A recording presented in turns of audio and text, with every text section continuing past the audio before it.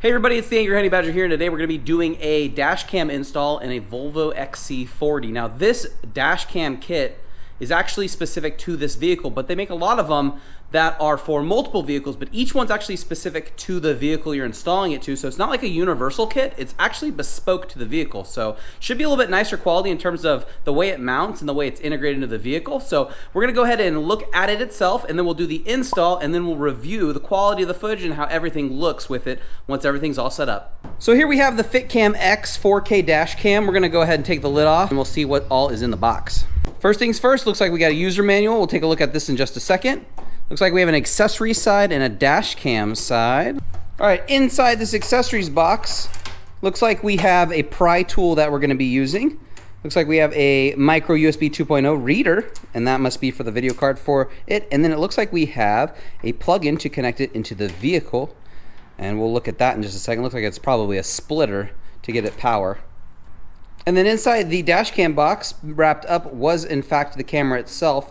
As you can see, this plastic and the way the housing is mounted, this is actually gonna kind of work with the integrated one in the vehicle to kind of sit flush with it, so it shouldn't really stick out from the way the vehicle's, like, I guess you could call it kind of its little command unit to see all of its cameras that come with the vehicle and all of its like sensors and stuff for auto braking and all that stuff. So it's gonna sit nicely with that. So let's go ahead and jump in the vehicle and start working on the install itself. So to start, this is going to be an unbelievably easy installation. They give you the pry tool that is going to just pry out. There's a middle piece here that sticks out. That's just gonna pop off. Yep.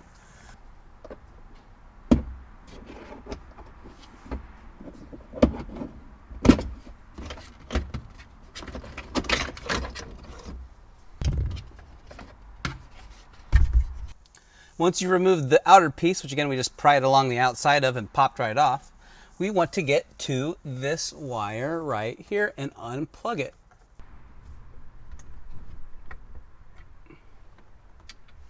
With this wire unplugged, that is where our splitter comes into place. We will be plugging it in, the green part, into the back end to split. Then this green part will plug back in to where we unplugged it originally so it can still get its information. And then this part is what we will plug into the dash cam. So let's get the plastic piece back up around it, and then we'll get the camera put in place.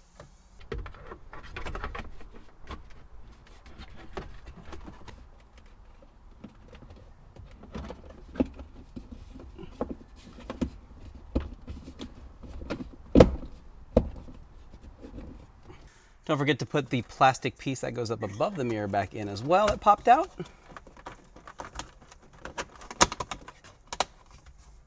Now we're going to take the dash cam itself and plug it in.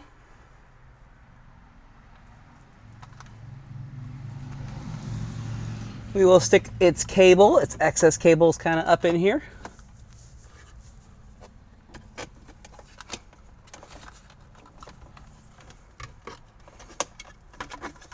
And then we will stick the camera in place. So there we go, we got the install finished up. Wasn't too difficult, only took a couple of minutes, which is great, nothing too complicated. I'm glad it comes with a pry tool. That makes the whole thing a lot easier to do. Now, with it installed, the package is really nice. It sits up tight with it. It doesn't really stick out, not too bulky. So overall, I like the way it sits in there, and it looks kind of like it belongs there too. It doesn't just stand out weird. So now we're gonna drive around for a week. We're gonna collect some footage. That way I can share it with you guys and I can give you my input on how everything looks and kind of my thoughts on it. So let's give it a week or so, and then we'll jump back in and see how everything kind of turned out.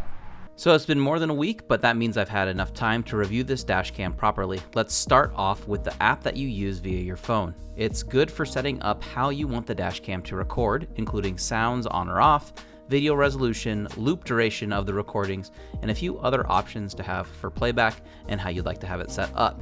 You can also download direct from the memory card in the dash cam to your phone as well via the app. But using it for playback, which it does have the option for, really isn't any real use in my opinion. So if you want to download the app and tweak the recording settings, go for it.